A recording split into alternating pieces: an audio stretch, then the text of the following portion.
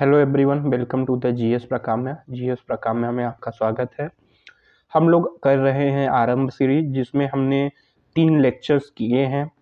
सिंधु घाटी सभ्यता यानी इंडस वैली सिविलाइजेशन पे, ऋग वैदिक पीरियड पे और लेटर वैदिक पीरियड पे। और हमने एक लेक्चर किया था जिसपे हमने 20 इम्पॉर्टेंट क्वेश्चन जो कि इंडस वैली सिविलाइजेशंस में एग्ज़ाम में बहुत ही फ्रीक्वेंट रहते हैं उसको भी डिस्कस किया था।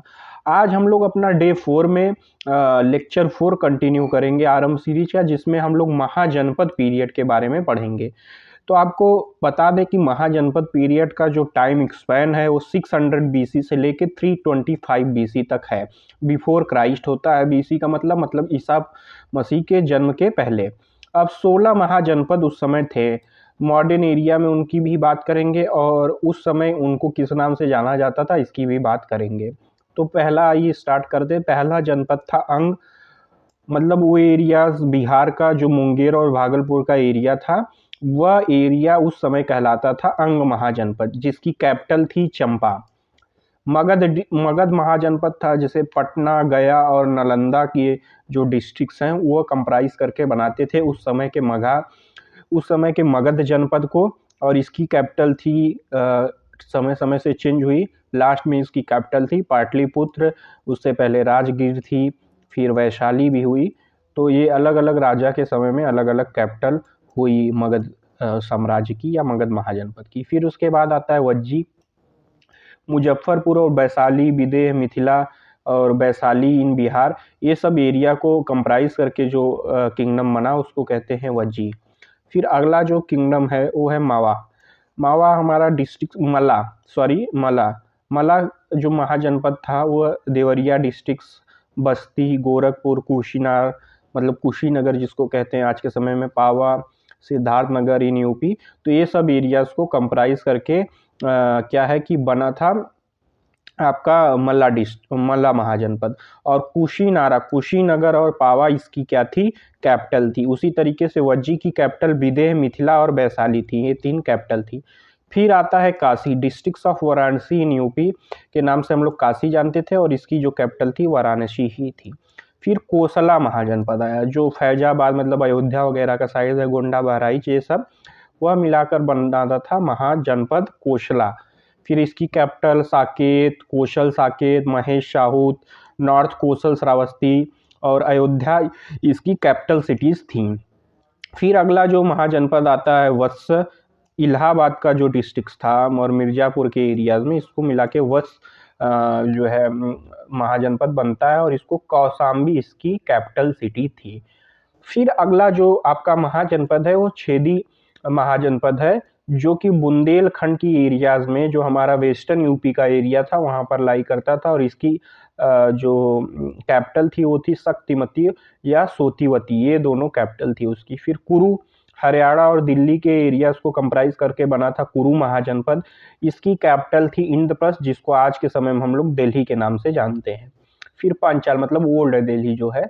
फिर अगला है महाजनपद पंचाल, जो रुहेलखंड का एरिया है वेस्टर्न यूपी का, वो पंचाल महाजनपद कंप्राइज करता था। इसकी कैपिटल थी नॉर्थ पंचाल, मतलब 2 सब डिवीज़न थे पंचाल डिस्ट्रिक्ट के। तो नॉर्थ पंचाल की जो कैपिटल थी उसका था नाम अहिछत्र, और साउथ पंचाल महाजनपद की जो कैपिटल थी उसका नाम था कंपिल्य।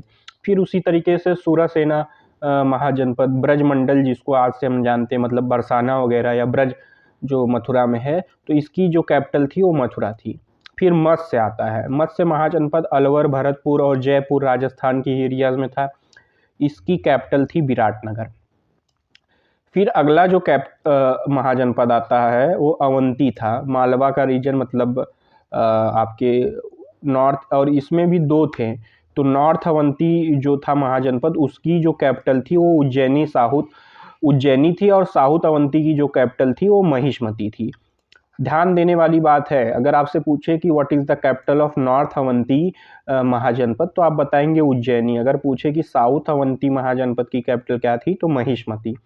फिर 14वां जो महाजनपद है अस्माक, रिवर्स ऑफ नर्मदा और गोदावरी के बीच में पता था। इसकी जो किंगडम्स थी इस महाजनपद के कैपिटल जो थी वो पटना और पाटली थी। फिर Gandhara, western parts of Pakistan and Afghanistan को मिला के गंधार बना था, इसकी जो कैपिटल थी तक्षशिला।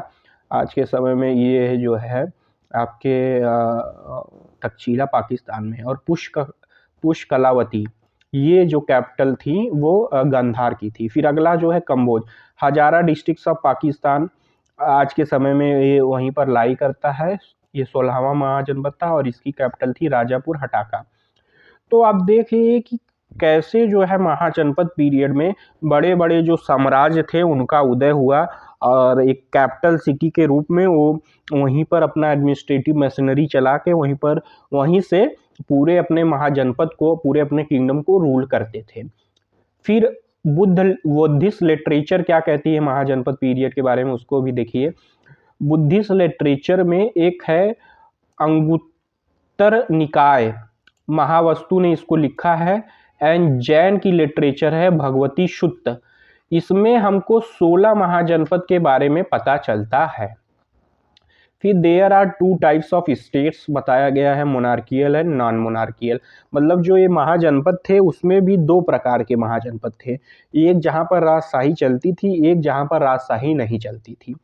तो मोनार्कियल स्टेट्स जैसे अंग हुए, मगध हुए, काशी हुआ, कोशला हुआ, वत्स हुआ, छेदी साम्राज्य हुआ, सुरसेन हुआ, मत्स्य हुआ, अवंती हुआ, गंधार, ये सब क्या थे मोनार्कियल, यहाँ पर राजशाही चलती थी।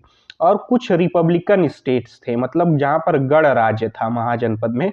तो वज्जी, मला, कुरु, पंचाल, कंबोज, शाक्य, कोलियास, मौर्य, ये सब जो महाजनपद थे ये गण राज्य थे। फिर आते हैं राइज ऑफ मगध, महाजनपद में जो मगध है उसका कैसे राइज होता है। The political history of India from 6th century BC onward is the history of struggle between 4 states. कह रहा है जितनी भी आप पॉलिटिकल हिस्ट्री पढ़ते हैं 6ठी शताब्दी BC के बाद, ईसा पूर्व के बाद, तो यह जो हिस्ट्री है वह बेसिकली यह बताती है कि कैसे 4 महाजनपद के बीच में जो स्ट्रगल्स हुई और कैसे उसमें मगध साम्राज्य जो था, मगध महाजनपद था, वो पावरफुल और सुप्रीम लीडर के रूप में उभरा। तो वह कौन कौन से थे, मगध, कोसला, वत्स, अवंती के बीच में इस सुपरमेसी की लड़ाई होती रही। Ultimately, the kingdom Magad emerged to be the most powerful and succeeded in founding an empire. और क्यों मगध ही सक्सेसफुल हुआ, इसके बारे में काफ़ी पूछा जाता है। कॉजेज ऑफ मगध सक्सेस, तो पहला बात थी इसकी जो जोग्राफिकल लोकेशन थी वो बहुत ही अच्छी थी, उसको एडवांटेज मिला। और यहाँ पर जो आयरन के डिपॉजिट्स थे वो काफ़ी भारी मात्रा में पाए जाते थे, जिससे वो लोग क्या है कि अपने वेपन्स वगैरह बनाते थे। फिर यह जो था मगध था वह सेंटर में था किसके, गंगेटिक प्लेन के, मतलब जो गंगा का समतल इलाका था, गंगा जहाँ से बहती थी गंगा नदी, उसके नज़दीक था, जो इसको फर्टाइल लैंड बनाता है और फूड सरप्लस इस एरिया को बनाता था, इसलिए ताकि अगर वो वार वगैरह पे जा रहे हैं तो उनके सोल्जर्स को खाना पीना भी चाहिए, तो वो भी अच्छी तरीके से और भरपूर मात्रा में उनको मिलता था। फिर मिलिट्री ऑर्गेनाइजेशंस भी मगध के पास काफ़ी अच्छे थे, और जो हार्सेस, चैरियट्स, ये सब भी काफ़ी अच्छी क्वालिटी में उनको अवेलेबल थे और काफ़ी ट्रेंड लोग थे, तो जिससे वो लोग अपने सोल्जर्स को ट्रेन करके जो अपने नेबरिंग स्टेट्स थे या नेबरिंग महाजनपद थे उस पे अटैक करते हैं। अगला है हरणक्य डायनेस्टी। मगध जब पावर में आता है तो सबसे पहला कोई साम्राज्य या सबसे पहला कोई अंपायर जो पावर में आता है वो होता है हरणक्य साम्राज्य या हरणक डायनेस्टी। तो यह हरणक्य डायनेस्टी जो थी 544 BC से लेके 412 BC तक चली। इसका पहला जो राजा था वह था बिंबिसार, जिसको श्रोणिका के नाम से भी जाना जाता था, और इसका जो राजकाल था वह 544 BC से लेके 492 BC तक था। He was the founder of Haryanka dynasty. अगर आपसे एग्जाम में पूछता है कि हरणक्य साम्राज्य की स्थापना किसने की थी, तो वो बिंबिसार ने की थी। He came into the prominence under the leadership of Bimbisara. अब जो मगध राज्य था वह पूरी तरीके से पावरफुल और अपनी सुपरमेसी में बिंबिसार के समय में ही उभरा। और जो बिंबिसार था वह गौतम बुद्ध के समकालीन था। He was the contemporary of Buddha, Gautam Buddha, मतलब जिस समय गौतम बुद्ध थे उस समय ही बिंबिसार राजा भी हुआ करते थे। And he married the princess of Kosala, और बिंबिसार कोसला की जो राजकुमारी रहती है उनके साथ शादी करता है। सिस्टर ऑफ कोसल किंग, जिनका नाम रहता है, जो वहाँ के राजा रहते हैं उनका नाम प्रश्नजीत रहता है कोसला के। फिर उसके बाद जो लिच्छवी की राजकुमारी रहती हैं उससे भी वह शादी करता है। ये मतलब एक्सपेंशनिस्ट पॉलिटी में मैट्रिमोनियल अलायंस अपनाता है कि शादी विवाह करके अपने किंगडम, भाई चूंकि ये रिलेटिव हो गए एक दूसरे के, तो इस पे अटैक नहीं करेंगे, तो एक प्रकार से इसकी सुपरमेसी वहाँ पर भी चलेगी। तो वो मैट्रिमोनियल अलायंस का इस्तेमाल करता था अपनी एक्सपेंशनिस्ट पॉलिसी में। He gained a part of Kashi as the dowry in his marriage with the sister of King प्रश्नजीत of कोसला, और वह काशी का कुछ हिस्सा जो है डावरी में पाया था जब उसने प्रश्नजीत जो राजा थे कोसला साम्राज्य के, कोसला महाजनपद के, उनसे शादी की थी। फिर उसने जो है लड़ाई करके अंग साम्राज्य को कॉन्क्वर किया था। ही सेंट अ रॉयल फिजिशियन जीविका, जिनको जीविका के जीवक के नाम से हम लोग जानते हैं, रॉयल फिजिशियन थे। उन्होंने उसको उज्जैन भेजा था जब अवंती के राजा प्रद्योत को जॉन्डिस हुआ था, तो उनके इलाज के लिए, उनके उपचार के लिए जीवक को उसने उज्जैन भेजा था। इस बिंबिसार को सेनिया के नाम से भी जाना जाता था। He was the first Indian king who had a regular regular standing army. Means Bimbisara was the first king in India who had a regular and standing army. He also built the city of New Rajgriha. अभी हमने पढ़ा था ना मगध साम्राज्य की एक बार राजधानी जो राजगृह भी हुई, तो राजगृह जो शहर था उसको बिंबिसार ने ही बसाया था। अब अगला जो राजा है वो बिंबिसार का लड़का होता है अजातशत्रु, इसका उत्तराधिकारी, जिसे हम लोग कुनिका के नाम से भी जानते हैं, कुनिक के नाम से। ये 492 बीसी से लेके 460 बीसी तक राज्य करता है। Bimbisara was succeeded by his son Ajatashatru. Ajatashatru killed his father and seized the throne। देखो कितना खराब लड़का था, उसने अपने पिता को ही मार डाला और उस गद्दी को कब्जा कर लिया, साम्राज्य कब्जा कर लिया और राज करना स्टार्ट कर दिया। Ajatshatu followed a more aggressive policy. He gained complete control over Kashi and broke the earlier amicable relations by attacking his maternal uncle Prashnajit, the king of Kosala. And you know, the policy of this Ajatshatu was very aggressive. He didn't, मतलब उसको ये नहीं समझता कि चलो भाई मेरे relatives हैं, मेरे मैटरनल अंकल हैं प्रश्नजीत, तो इनके साथ कुछ समझौते के साथ राज्य जो राज्य है उसको चलाया जाए, लेकिन वो ये सब नहीं करता है। उसको कंट्रोल काशी का चाहिए था, तो उसको उसने अटैक किया और उसको कॉन्क्वर करके जीत लिया। The Vajji confederation was Ajatashatru's next target of attack. और जो वज्जी की कन्फेडरेशन थी, जो वज्जी गणराज्य था, अब अगला जो निशाना था अजातशत्रु का वही था। Tradition tell that after the long period of 16 year he was able to defeat the Vajji only through deceit by sowing the seeds of discord among the people of Vajji। और रिकॉर्ड से हिस्ट्री के record ये बताते हैं कि 16 साल की लंबी लड़ाई के बाद, ये लंबा संघर्ष करने के बाद अजातशत्रु ने वज्जी को जीता था, लेकिन तब उसने वही ना बोलते हैं कि फूट का बीज बोया था कि लोगों को तोड़ो और राज्य करो, लोगों को तोड़ो और राज्य करो। तो ऐसा बीज वज्जी के लोगों में बोके तभी वह वज्जी को मतलब जो है जीत पाया था। The thing he was able to rule Vajji after that time. The three things who played important role to defeat the Vajji was Sunidh, Vatsakara, Ajatashatru's diplomatic minister. ये दोनों लोग जो रहते हैं सुनिध और वत्सकार, ये अजातशत्रु के कूटनीतिक सलाहकार रहते हैं या कूटनीतिक मंत्री रहते हैं। यही लोग जो है वहाँ के लोगों के बीच में ये सब चीज़ें भ्रांतियाँ फैलाते हैं। फिर उसके बाद Rathamusala, kind of chariot to which mace was attached. फिर Mahashilakantaka, a war engine which catapulted big stones. तो नहीं देखे आपने, बाहुबली फिल्म देखी होगी तो वो बड़ा बड़ा रहता है, उससे जो है बड़े बड़े पत्थर जो रहते हैं स्टोन के गोले प्रकार के, उसको फेंका जाता था। तो ये सब मशीनरीज का इस्तेमाल करके भी उसने वज्जी के खिलाफ अपनी लड़ाई को जीता था। In this way Kashi and Vaishali the capital of Vajji were added to the Magadha, making it most powerful territorial power in the Ganges valley. और इस प्रकार जो मगध साम्राज्य होता है वो और ही ज़्यादा शक्तिशाली बनता है। He build the fort of Rajgiri, और उसने राजगिरी का किला बनवाया, एंड वॉच ऑफ फोर्ट, जल दुर्ग भी बनाया उसके चारों तरफ, कॉल्ड पाटली, और उसको पाटली के नाम से जाना गया। On the banks of Ganges, उसने एक वॉच फोर्ट मतलब जल दुर्ग बनाया था पाटली जगह पे, जिसे हम लोग बाद में पाटलिपुत्र के नाम से जानेंगे, गंगेज के किनारे। इसको बनवाने का काम, जल दुर्ग को बनवाने का काम अजातशत्रु ने ही किया था। फिर उसके बाद इसका बेटा आता है उज्जैन, जो 460 बीसी से लेके 440 बीसी तक रूल करता है, जिसका नाम उज्जैन रहता है। His rain is important because let the foundation of city of Pataliputra, और इसका रेन इम्पॉर्टेंट होता है क्योंकि पाटलिपुत्र शहर को बसाने का काम उज्जैन ने ही किया था। And he shifted the capital from Rajgiri to Pataliputra.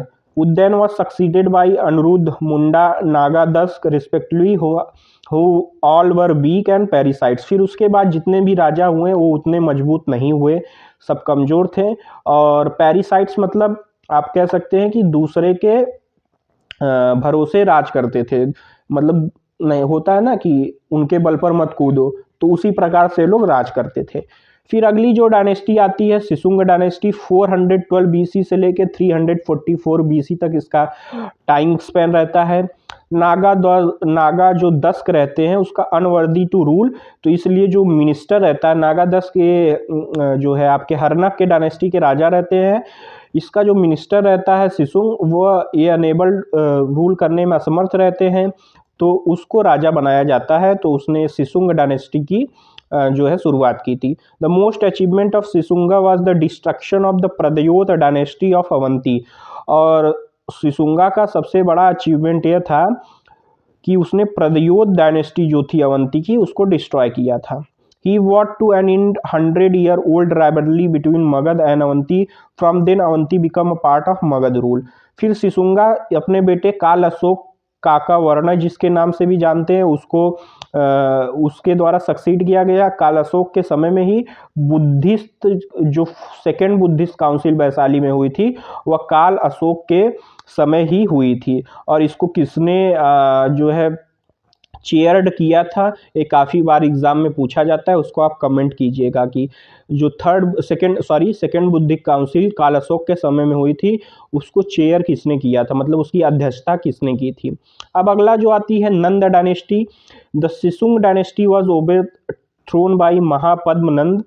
अब जो शिशुंग डायनेस्टी होती है उसको जो है महापद्मनंद उससे लड़ाई करके, उसको डिफीट करके अपना राज स्थापित करता है। महापद्मनंद को सर्व कष्ट त्रंतक भी कहते हैं, मतलब अपरूटल ऑफ ऑल द क्षत्रियज। इन पुराण में इसको मेंशन किया गया है महापद्मनंद को सर्व क्षत्रंतक, मतलब सभी क्षत्रियों का नाश करने वाला। और Ugrasen, that owner of huge army, Pali text में इसको उग्रसेन के नाम से भी जाना जाता है, मतलब जिसके पास बहुत ही विशाल आर्मी हो। द पुराणास कॉल्ड महापद्म एक रात, दैट द सोल मोनार्क। और पुराण जो है हमारे 18 पुराण है, उसी में इसको मेंशन किया गया है एक रात के नाम से भी, मतलब द सोल मोनार्क, मतलब जो पूरी तरीके से बहुत ही पावरफुल रूलर हो, पावरफुल राजशाही जिसके अंडर रही हो, महापद्मनंद ही था। He seems to have overthrown all the dynasties which rule at the time of Shishunaga. He is often describe as the first empire builder of Indian history, और इसी को पहला एम्पायर बिल्डर भारतीय इतिहास में कहा जाता है। हालांकि पॉपुलरली हम लोग चंद्रगुप्त मौर्य को कहते हैं, लेकिन अगर उससे पहले की बात देखें तो महापद्मनंद ही एक ऐसा रूलर था नंद साम्राज्य का, जिसने बहुत ही पावरफुल रूल किया था। और महापद्म अपने 8वें बेटे द्वारा सक्सीड किया जाता है, जिसका नाम रहता है Dhanananda. The last king Dhanananda is possibly identical with the Agrammes और जेंड्रमीज, जिसको ग्रीक टेक्स्ट में हम लोग इस नाम से आइडेंटिफाई करते हैं। It was during the rule of Dhananand that the invention of Alexander took place in the northwest India. हमारे जो है पूर्वोत्तर भारत में पश्चिम पश्चिम उत्तर भारत में हमारे उस समय इसके ही समय मतलब धनानंद के ही समय जो है अलेक्जेंडर ने अटैक किया था।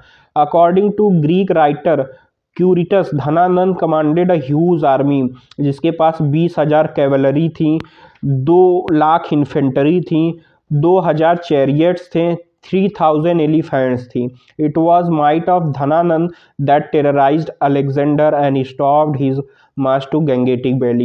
The Nanda dynasty came to an end about 322 BC, was supplanted by another dynasty known as Mauryas with Chandragupta Maurya as the founder. और फिर उसके बाद कुछ फॉरेन इन्वेशंस भी हुए रहते हैं, उसको देखते हैं कौन कौन से फॉरेन इन्वेंशन हुए रहते हैं। तो ईरानियन और पर्शियन इन्वेंशन रहता है जिसको हम लोग डैरियस के इन्वेंशन से नाम से भी जानते हैं। एक्मेरियन रूलर पर्सिया का रहता है, who expanded their empire at the same time as the Magad princes took advantage of the political disunity of the north western frontier. जो इन्वेंडर थे उन्होंने पाया कि इस समय मगध के साइड जो है जो लोग हैं वो आपस में ही लड़ रहे हैं, वहाँ डिसयूनिटी है, तो हम लोग को इसी समय अटैक करना चाहिए था। उसी में से एक रूलर रहता है डैरियस, जिसको दरिया बाहु के नाम से भी जानता है। वह नॉर्थ वेस्ट इंडिया पर अटैक करता है 518 बीसी में और पंजाब राज्य को एनेक्स कर लेता है। फिर उसके बाद the area continued to the 20th province क्षत्रपी of Iran, the total number of provinces in the Iran empire being 28। और फिर जितनी भी क्षत्रपी एरियाज थी, मतलब हमारे वेस्टर्न पार्ट में, हमारा जो इंडिया का वेस्टर्न पार्ट है उसमें जो इंडो ग्रीक्स लोग थे और इंडो ईरानियन लोग थे वो काफ़ी देर तक मतलब राज किए थे, लगभग 200 साल तक। इफेक्ट्स ऑफ ईरानियन इन्वेशन, और ईरानियन इन्वेशन का इफेक्ट्स क्या हुआ, ये सब कुछ खास चीज़ें नहीं है जिसको पढ़ने लायक है। फिर अगला जो इन्वेशन होता है वो मैकेडोनियन इन्वेशन होता है, अलेक्जेंडर का इन्वेशन जिसे कहते हैं 326 बीसी में, अलेक्जेंडर द ग्रेट जिसको आप लोग नाम से जानते हैं। ही अटैक्ड इन 470 बीसी, 4th सेंचुरी बीसी में अलेक्जेंडर का अटैक हमको देखने को मिलता है नॉर्थ वेस्टर्न फ्रंटियर में। इसने 326 बीसी में अटैक किया था। The ruler of Taxila Abhisara submitted the but Porus refuse to do so. और उस समय जो होता है अभिसार, जो तक्षशिला का राजा रहता है, वह इसके सामने समर्पण कर देता है, लेकिन जो पोरस रहता है वह ऐसा नहीं करता है। Alexander then cross the Jhelum by trick, Porus was defeated in the battle followed, but Alexander treated him very generously for his bravery. Battle of Vitasta, जिसे हम लोग बितस्ता नदी को मॉडर्न डे में झेलम के नाम से जानते हैं, ग्रीक हाइडा पास, वहीं पर हुई थी अलेक्जेंडर और पोरस के बीच में, जिसमें पोरस जो है डिफीट हो जाते हैं। अब अगला जो है इफेक्ट्स ऑफ अलेक्जेंडर इन्वेशन है, कुछ खास है नहीं। अगला है रिलीजियस मूवमेंट, जिसको हम लोग बुद्धिज्म जैनिज्म के बारे में है, जिसको हम लोग अपने नेक्स्ट लेक्चर में करेंगे। आज के लिए इतना ही। आज हम लोगों ने 16 महाजनपद के बारे में जाना, फिर उसके बाद कैसे मगध साम्राज्य जो है शासन में आया, कैसे पावरफुल स्टेट किंगडम के रूप में उभरा, और कौन कौन सी डायनेस्टी जो है मगध पे रूल की उसके बारे में पढ़े। फिर हमने देखा कि ईरानियन इन्वेशन में क्या था, जिसमें दौरियस नाम का राजा अटैक किया भारत पर। फिर उसके बाद हमने मैकेडोनियन इन्वेशन में देखा, ग्रीक इन्वेशन जो हुआ था अलेक्जेंडर द्वारा, उसको देखा। और पोरस और अलेक्जेंडर के बीच में जो बैटल ऑफ हाइडा पास हुई थी, वहाँ की लड़ाई हुई थी, जिसको बैटल ऑफ झेलम भी कहते हैं, झेलम की लड़ाई, वह कैसे हुई और उसमें जो है पोरस कैसे डिफीट हुआ, ये सब चीज़ें हमने देखी। आज के लिए इतना ही। अगर आपको लेक्चर अच्छा लग रहा हो, सीरीज अच्छी लग रही हो, तो लाइक करें, सपोर्ट करें और ज़्यादा से ज़्यादा शेयर करें। और कोई भी सजेशन हो तो कमेंट में पिन करें, ताकि हम लोग मोटिवेट हों आपको और बेस्ट प्रोवाइड करने के लिए। और ज़रूर से बताएं कि ये मैंने जो क्वेश्चन पूछा था कि सेकेंड बुद्धिस्ट काउंसिल के समय पे किसने उसकी अध्यक्षता की थी। Thank you everyone.